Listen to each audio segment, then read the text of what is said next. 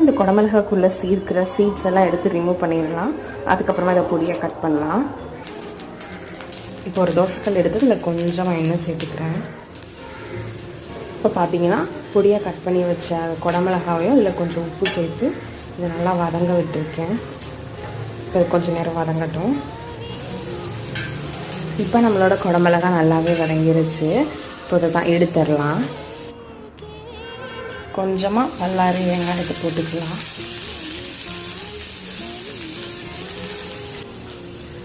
வெங்காயம் ஓரளவுக்கு வதங்கினதும் நம்ம வதக்கி வச்சுருந்த குடமிளகாவை அப்படியே அங்கங்கே ஸ்ப்ரெட் பண்ணி விட்டுக்கலாம். இப்போது கலக்கி வச்சுருக்கிற முட்டையை ஊற்றலாம்.